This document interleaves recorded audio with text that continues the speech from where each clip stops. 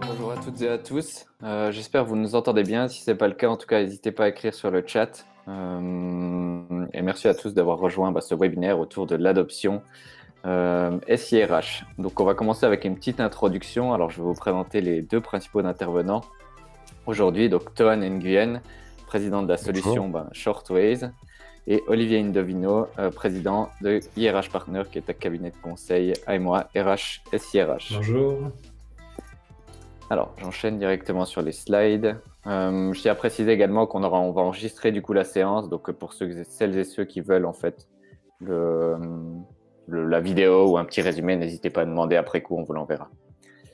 Alors, en ce qui concerne l'agenda, donc une petite introduction sur le SIRH et l'adoption. Une table ronde où je vais poser des questions à Olivier Indovino et du coup Toan Nguyen. Et on finira aussi avec une petite session de questions et réponses où vous pourrez soumettre vos questions. En attendant, n'hésitez pas à écrire vos questions dans le chat. On essaiera d'y répondre tout au long du webinaire et au pire, on les prendra à la fin pour celles qui demandent un peu plus de contenu. Donc, SIRH et adoption, une introduction avant de passer vraiment dans le vif du sujet et de faire intervenir nos deux experts sur le sujet. Donc, du coup, le SIRH, on a vu qu'en fait, durant ces dernières années, les projets ils sont devenus de moins en moins techniques, c'est-à-dire qu'on a évolué vers des projets qui sont sur le cloud pour la plupart d'entre eux, et du coup qui sont des projets davantage métiers.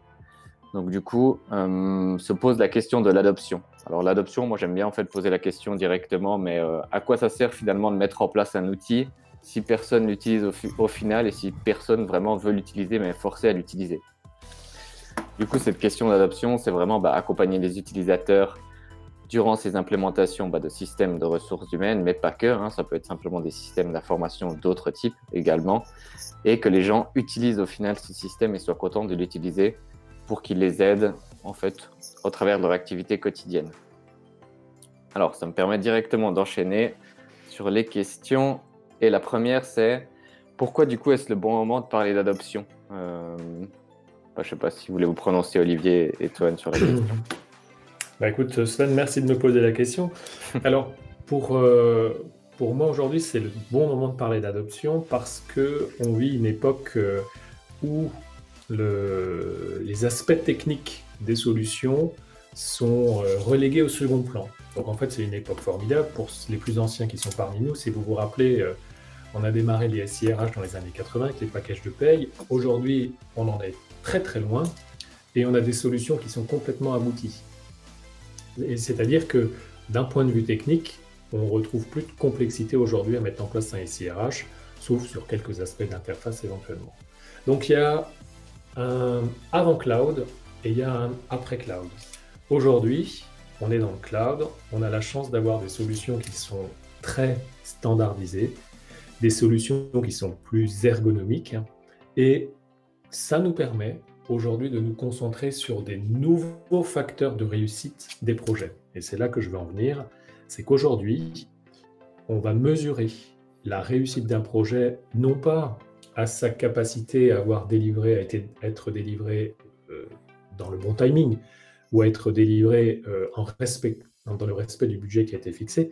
On va mesurer aujourd'hui la réussite d'un projet à la capacité des utilisateurs à se l'approprier, à l'adopter et à l'utiliser. On n'est plus aujourd'hui, par chance, sur des problématiques techniques qui visaient surtout à faire une belle solution. Donc cette standardisation aujourd'hui nous permet d'avoir de nouveaux facteurs et d'aller un cran au-dessus dans l'utilisation des SIRH. Pour que ça soit un petit peu plus parlant, c'est un peu comme si vous faites l'acquisition d'une voiture et que vous vous réjouissez que la voiture elle est livrée dans le temps, qu'elle respecte bien le budget que vous vous étiez donné et que par chance, elle démarre. Parfait. Mais on peut aller au-delà de ça, aller plus loin que ça. Ce qu'on attend aujourd'hui, c'est que cette voiture vous rende des services et vous permet de vous améliorer, vous permet de faire de nouvelles choses. Le SIRH, c'est pareil. Si on se contente de le démarrer et qu'on ne trouve pas les cas d'usage, qu'on n'accompagne pas les utilisateurs à devenir plus performant et à s'améliorer grâce au SIRH, comme le disait Sven dans son introduction, ça rend l'investissement beaucoup moins intéressant. Donc c'est vraiment aujourd'hui l'adoption et l'appropriation des systèmes qui va faire que vous réussissez votre projet SIRH. Tuan, je te laisse la parole. Oui, merci Olivier. Et pour compléter ton propos, il y a d'autres facteurs qui rentrent en ligne de compte aujourd'hui. Tu as parlé de l'après-cloud, effectivement. Moi, je dirais même l'après ou le pendant digital. On n'est peut-être pas encore dans l'après-digital. Avec un premier facteur qui est et notamment c'est le cas des applications SIRH, on touche des populations qui ne sont pas que RH.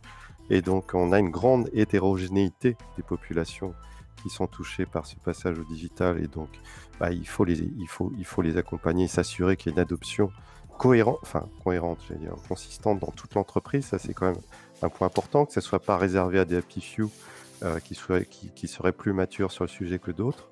Il faut peut-être rappeler aussi que le nombre d'applications se multiplie, c'est-à-dire que je crois qu'il y a une étude de Deloitte qui dit qu'il y a 9 applications ou modules RH utilisés par employé. 9, c'est déjà beaucoup. Et évidemment, si vous rajoutez en plus les applicatifs autres demandes d'achat ou même les applicatifs métiers, le CRM pour un commercial, le système ERP pour les financiers, etc. Voilà, vous imaginez plus de 10 applications, il y a un sujet d'adoption puisque les gens, évidemment, n'ont pas le temps de s'approprier tout ça. Puisqu'on en parlera, il y a le sujet de vitesse également, de déploiement de tous ces nouveaux applicatifs. Et puis le troisième sujet, qui est lui plus d'actualité en ce moment, c'est bien sûr le travail à distance qui se généralise. Alors il sera peut-être que temporaire, on ne sait pas encore, mais en tout cas qui rend dans l'instant présent important s'assurer que ces applications qui commencent à être déployées aussi par nécessité soient bien adoptées. Alors je voudrais rajouter encore un point, comme tu l'as dit, on a des populations qui sont majoritairement non RH, et c'est ce qui fait aussi toute la singularité du système d'information RH dans le panorama des systèmes d'information, c'est que le système d'information RH va toucher l'ensemble des collaborateurs. Et l'autre point, c'est que les transformations aujourd'hui, les technologies changent vite, et ce qui fait de l'adoption et de l'appropriation du système un enjeu fort pour réussir le projet et pour maintenir un haut niveau d'utilisation de la solution. Ok, ça me permet directement de basculer sur la prochaine question, c'est parfait. Qu'est-ce qu'il faut faire en fait pour favoriser cette adoption? Vous en avez beaucoup parlé, donc quels sont selon vous, par exemple, les facteurs clés par rapport à tout ça? Alors, je vais me permettre de répondre à la question. Le premier point pour faire que l'adoption et l'appropriation du système fonctionnent, pour moi, d'un point de vue métier, il faut un sponsor fort pour le projet. Ça va permettre de poser les bases du projet, de donner de la vision. Et en cela, je ne suis pas, je suis pas sur un aspect outil, pas encore. L'aspect outil sera défendu dans un second temps. Mais l'adoption, l'appropriation va aussi passer par la préparation du projet. Comment est-ce que j'amène mon projet auprès de mes collaborateurs? Un effort important de communication doit être fait pour que l'arrivée du système soit bien accueillie. On peut évidemment mettre en place des relais du changement qui vont vous accompagner dans les messages, dans l'information que vous allez donner pour mettre en place votre outil. Ce que vous pouvez mettre aussi pour moi, ce qui ne se mesure pas ne se contrôle pas. Donc si vous voulez que votre adoption, votre appropriation soit quantifiable et soit optimisée, il faut réussir à la mesurer. En cela, on peut mettre déjà quelques indicateurs en place. On peut, pour mesurer la satisfaction des clients, ça nous permettra d'influer les tendances et de faire différemment. On peut mettre en place, par exemple, une mesure du taux d'utilisation. On peut identifier la quantité de questions qui remontent dans vos services support une fois que vous démarrez les SIRH pour vérifier si vous avez une baisse significative de ces questions une fois qu'on a mis, par exemple, un outil qui va favoriser adoption. Dans tous les cas, l'adoption, l'appropriation vous permettra d'avoir une meilleure qualité de données. Ça aussi, c'est un indicateur qu'on peut mesurer. Ok. Et Toine, qu'est-ce que tu en penses? Alors, il y a un sujet d'accompagner, bien sûr, hein, et d'avoir un accompagnement adapté. Il y a le volet, bien sûr, et Olivier l'a mentionné, de conduite du changement, d'accompagnement métier, hein, et donc humain. Ça, c'est clairement un premier volet. Et puis, nous, ce qu'on propose, c'est la partie d'accompagnement outils, qui est en fait pour favoriser, d'outiller cette approche, que ça soit, on va le voir tout de suite après, dans l'applicatif, mais aussi, comme l'a mentionné Olivier, sur la mesure. Hein, je pense que c'est important de souligner cet aspect de mesure et de l'outiller. Quand on dit outiller, c'est aussi d'avoir une approche, une démarche projet sur ces sujets de mesure, où trop souvent on promet des indicateurs et ils ne sont pas réellement mesurés une fois que c'est vraiment déployé. Donc ça c'est également peut-être tenir cette promesse de mesure qu'on voit assez peu dans les entreprises en fait aujourd'hui. Ok, et ça me permet de basculer du coup parce que tu parles d'outils. Alors, comment par exemple la mise en place d'un assistant virtuel, elle peut favoriser en fait cette adoption? Alors on peut voir ça sur plusieurs aspects et pour rebondir sur les différents points qu'a mentionné Olivier, et par rapport au contexte, hein, qu'on a cité d'adoption, il y a un sujet aujourd'hui c'est la première illustration, on a quelques captures d'écran ici, de fournir une assistance qui soit toujours présente, hein, le fait de virtualiser, digitaliser, et c'est un premier sujet. Donc ici, par exemple, avec Shortways, on le dit toujours, assister au bon moment, au bon endroit. C'est pas 2 semaines avant de faire sa campagne d'entretien annuel que les gens vont mieux percuter, même s'ils sont bien formés sur comment remplir le formulaire. On est tous pareils, c'est au moment où on est devant l'écran qu'on se retrouve à se dire « Ah tiens, comment on remplit ça? Quelles sont mes dernières instructions? Comment bien évaluer un objectif, etc. » Si je suis manager, par exemple. Donc c'est à ce moment-là, quand on est dans l'écran, qu'on fait le boulot, quelque part, qu'on saisit dans l'application, qu'on a besoin d'assistant. Donc l'assistant virtuel, il est là justement pour amener ses réponses, alors sous forme de FAQ, sous forme de, on parlait des tickets de support, de faciliter par exemple la saisie d'un ticket de support, hein, c'est ce qu'on fait avec Shortways aussi. Ça va être la première façon. Ensuite, la deuxième façon d'accompagner, ça va être de pouvoir tout simplement guider pas à pas les utilisateurs. Alors, c'est les fameux manuels utilisateurs qu'on retrouve par rapport aux problématiques particulières d'application pour dire étape 1, vous voulez, je sais pas moi, remplir l'entretien d'un collaborateur sur votre SIRH. Étape 1, faites ci, étape 2, faites ça, voilà. Donc avec l'assistant, on va pouvoir guider, afficher ces bulles justement qui vont montrer directement en live. Hein, en live, on n'est pas en formation ou en test. Les bonnes instructions aux utilisateurs. Donc ça va permettre d'économiser, entre guillemets, sur toutes les actions d'accompagnement, puisque l'outil est là pour gagner aussi. Donc vous allez pouvoir économiser toutes les actions d'accompagnement dans l'outil.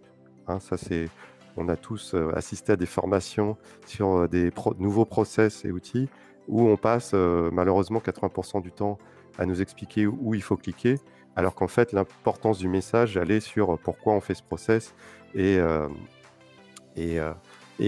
comment on peut atteindre une bonne efficacité opérationnelle. Donc voilà, ça va permettre de décharger aussi cette partie-là en l'amenant directement dans les applications et à l'utilisateur, encore une fois, quand il en a besoin. Et puis, dernier point qui est, on pense, très important, et encore une fois, Olivier en a parlé dans la partie comment favoriser l'adoption d'un point de vue métier, c'est la communication. Et donc la communication avec ce monde du cloud, c'est non seulement au démarrage pour informer sur comment ça fonctionne, mais aussi c'est maintenant tout au long de l'utilisation. Ça peut être 3 mois après, 6 mois après, 1 an après, parce que l'application évolue, parce que vos process évoluent aussi. Hein. Donc il s'agit de... cet assistant va vous permettre finalement d'avoir un manuel utilisateur vivant, directement embarqué, qui informe également donc, sur les nouveautés, sur les points d'attention et pour favoriser donc l'adoption, cette fois-ci de manière continue ou de manière pérenne hein. On en parlera peut-être un peu après, mais l'adoption, c'est pas que au moment où on ouvre le système, et c'est bien sûr tout le long de la vie de ce système et de ses process. Et Olivier, c'est quoi ta position par rapport à ces outils d'adoption? Tu as parlé notamment que c'est pas qu'une affaire de mettre en place un outil et que du coup, il faut aussi l'animer après coup. Du coup, Olivier, toi, t'en penses quoi un peu de tout ça? Alors, moi, je vais complètement dans ce sens, et c'est pour ça justement qu'on a organisé ce webinaire avec un volet outils et un volet métier. Je pense que l'adoption et l'appropriation peut passer par l'assistant virtuel, mais l'assistant virtuel, ça reste qu'un outil.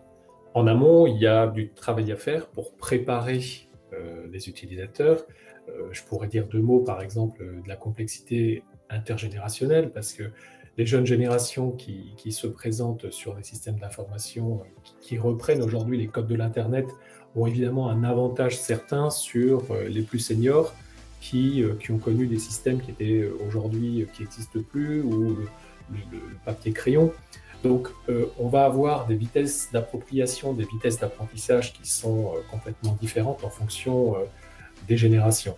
Donc, tout ça, c'est des éléments qu'on prend en compte dans une stratégie de conduite du changement qu'on fait en amont des projets, où on identifie des typologies de population, les messages à leur faire passer, et les canaux, les supports qu'on veut utiliser. L'autre point aussi, c'est que l'appropriation du système s'adresse, on va dire, exclusivement à des utilisateurs et des managers. On n'imagine pas qu'un expert RH qui est un super utilisateur du système, va en avoir besoin, ou un admin, encore moins un admin. Donc, l'appropriation du système, globalement, doit répondre aux attentes de chacun. Et plus on va adresser des populations en masse, plus un outil comme Shortwave est, on va dire, la meilleure pratique. Et plus on va cibler des populations très spécialisées qui ont des besoins qui sont d'un plus haut niveau d'expertise, on va s'orienter peut-être vers d'autres canaux.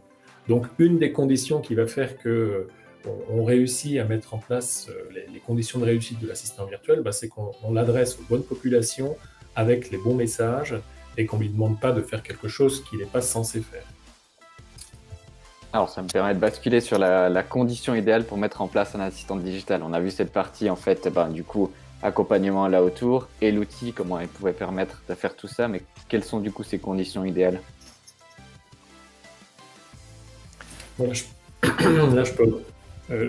je pense qu'aujourd'hui, pour mettre en place l'assistant virtuel, pour que ça fonctionne bien, il faut déjà que le binôme métier-outil fonctionne bien. On a quand même une part d'outils qui reste, on va dire, du paramétrage, de l'implémentation qui reste à faire. Les cas d'usage, les process, qui doivent être portés par le métier. Comme je le disais, pour reprendre mon exemple de la voiture, si c'est pour la faire démarrer, faire des tours du quartier, c'est pas forcément la peine d'acheter une voiture. Donc, ce qu'il faut, c'est imaginer comment cette voiture ou comment ce SIRH va pouvoir devenir un levier qui va nous faire grandir, qui va nous améliorer, qui va nous faire gagner du temps. Et ça, c'est de la préparation qu'il faut faire en amont. Oui, tout à fait. Et nous, on a dans nos clients et SIRH, on a pas mal de clients sur le SIRH. Et c'est quelque chose d'assez intéressant, c'est que ce sont les métiers, en fait, les maîtrises d'ouvrage, et pas les techniques, qui vont paramétrer ce contenu d'aide. Et donc, puisqu'il s'agit bien d'y mettre des instructions métiers, donc avoir une approche métier de ce contenu d'assistance qui va être diffusé, d'aide, etc., est très important, pour pas dire essentiel. Et on peut pas avoir une vision purement applicative ou technique de la chose. Ça, c'est le piège dans lequel il faut absolument pas tomber, puisque évidemment, on est en train de parler de process, et la majorité de nos clients ne disent pas avec Shortwave cliquer à gauche ou à droite, ils disent plutôt comment bien évaluer un objectif. Donc ça, c'est vraiment ce qui est important de retenir dans la mise en place de ce type d'assistance, c'est que c'est pas purement pour l'application, mais c'est bien pour y passer des instructions de métier. Et à ce titre, c'est le métier bien souvent qui va alimenter ce type d'instruction et d'aide. Et du coup, tu en as un peu parlé, mais qu'est-ce que ça demande en fait de maintenir un tel type d'outil? Alors déjà, il y a un sujet d'organisation, hein, clairement. Donc quand on dit métier, il faut un sponsor métier. Hein, ça ne peut pas être que porté par la DSI, ça marche pas. Ça, c'est le premier sujet. Et ensuite, d'avoir un référent, simplement, métier. Alors, bien souvent, on se dit, mais il n'y en a pas. Mais en fait, si, il y en a. Il y a un sachant, il y a quelqu'un qui... Maintenant, il y a des maîtrises d'ouvrage, bien sûr, dans la plupart des organisations. Donc, ça va être cette même personne, en fait, tout simplement. Hein. Il n'y a pas besoin de créer un poste ou autre. Voilà. Donc ça, par contre, ce référentier qui est dans son objectif, dans ses objectifs, finalement, cette notion d'assistance, d'animation, je dirais même, de la communauté de ses utilisateurs, de ses process. Et à ce titre, va utiliser l'assistant digital, on l'a vu, pour communiquer, former, etc. Donc ça je dirais que c'est un prérequis important, qui se fait de plus en plus naturellement, hein, rassurons-nous, mais qu'il faut quelque part officialiser, parce que c'est un job, et c'est un job qui est d'autant plus important après le démarrage. Ça, je pense qu'Olivier, en termes d'organisation, c'est des choses qu'on voit assez souvent.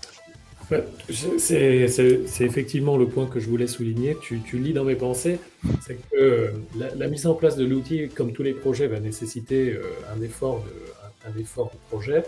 Et comme tous les projets qui sont mis en place, après on a du run. Et c'est la même chose lorsqu'on met en place un assistant virtuel qui va porter, par exemple, la documentation pour la retrouver à un seul endroit. Quand vous ferez évoluer votre système d'information RH, il faudra, de la même manière qu'on l'aurait fait sans assistant virtuel, il faudra penser à faire évoluer cette documentation. Si vous ajoutez des champs, si vous changez votre process au niveau de l'outil du SIRH, il faudra réadapter aussi les process de votre assistant virtuel. Donc vous avez derrière une charge quand même pour maintenir la solution à jour. Donc tout l'effort ne se fait pas seulement dans la mise en place, mais l'assistant virtuel ou l'adoption plus largement s'inscrit dans la continuité pour être tout le temps aligné au système d'information RH. Pour moi, c'est vraiment à ces conditions qu'on va faire de l'adoption et de l'appropriation vraiment le facteur de succès du SIRH. En fait, au niveau de l'introduction, le fait de dire que c'est pas l'outil qui va régler en fait tous ces problèmes. Ok. Oui, tout à fait. C'est vraiment le message, effectivement, de pérenniser cet accompagnement, cette notion. On voit trop souvent disparaître après les projets, les référents métiers, parce qu'ils vont sur des tâches plus opérationnelles. On peut les comprendre d'un point de vue personnel, bien sûr. Là, je parle bien sûr de l'organisation. L'organisation se doit de maintenir ses référents métiers, parce que l'adoption, ce n'est plus un sujet one-shot, pour parler en anglais. Et donc, c'est un sujet à traiter dans le temps. D'accord. Alors, on arrive déjà à la fin de nos questions. Alors, je vais reprendre quelques remarques qu'il y a dans le chat. Il y en avait une notamment que je trouvais intéressant, et c'était en fonction des indicateurs. En fait, pouvoir mesurer avant, pendant et après, que des fois, c'est compliqué d'avoir des indicateurs similaires sur un outil sortant. Par rapport à tous ces indicateurs, ça vous parle? Vous en pensez quoi? Peut-être Olivier aussi d'un point de vue métier. Moi, j'avais amené l'idée des indicateurs. Alors, effectivement, c'est important. Si vous voulez contrôler quelque chose, il faut déjà réussir à le mesurer. Donc ça, on partage tous. Si vous voulez vérifier que l'inflexion d'un process ou d'une communication a un effet clairement sur l'appropriation, il faut pouvoir la mesurer. Mesurer avant, moi j'aime bien aussi, parce que ça vous permet d'avoir une base de départ de quelle est la perception des utilisateurs du système actuel avant qu'on mette en place un assistant virtuel ou avant qu'on mette en place toute une stratégie d'appropriation. Donc ça nous permet de voir d'où on part et après la mise en place d'un assistant, mesurer à chaud les effets. Ça, c'est important pour voir si on est sur la bonne voie, s'il faut rapidement changer quelque chose en termes d'information, est-ce qu'on a la bonne cible, est-ce qu'on a la bonne granularité, et refaire encore des mesures de la satisfaction ou de l'appropriation un mois plus tard, une fois que les process sont davantage intégrés. Donc, avant, pendant, après, moi j'aime bien. Donc je remercie Corinne d'avoir relevé ce point-là. Et toi, tu as un avis par rapport au sujet également? Et effectivement, pour compléter, alors je vois que dans la remarque et la question, il y a aussi peut-être parfois la complexité ou la difficulté de recueillir les données, notamment sur l'outil, sur l'avant, l'outil existant. C'est vrai que c'est pas forcément possible. Après, c'est justement la démarche, c'est justement le travail difficile, effectivement. Et si c'était facile, on aurait plus d'indicateurs, mais on comprend tout à fait cette complexité. Nous, on a des choses assez surprenantes dans l'usage de notre solution. On a, par exemple, certains clients qui mesurent effectivement l'adoption, la fréquentation sur certaines pages avec Shortways, tout simplement parce qu'ils vont diffuser une information et on a des stats sur ces bulles d'information Shortways, et donc ils voient comme ça si les gens sont venus sur tel module de l'application, s'ils ont vraiment utilisé et à quel moment. Donc ça peut être un moyen sur votre système existant de savoir comment c'est déjà utilisé, puisque parmi les indicateurs d'adoption, il y a bien sûr comment sont utilisés les outils. Ensuite, il y a des choses qui peuvent être plus ou moins faciles à récupérer, mais c'est vos bases de tickets de support. Alors, soit c'est déjà structuré, vous avez les tickets de support qui peuvent être fournis par la DSI, alors qu'ils demandent une analyse. On peut faire travailler des personnes dessus. Ça peut être également, vous avez peut-être un email générique, tout simplement. Donc, voilà, pourquoi pas prendre 6 mois de demandes qui vous arrivent par email et commencer à structurer ça et voir les questions qui arrivent le plus souvent, les problèmes les plus fréquents.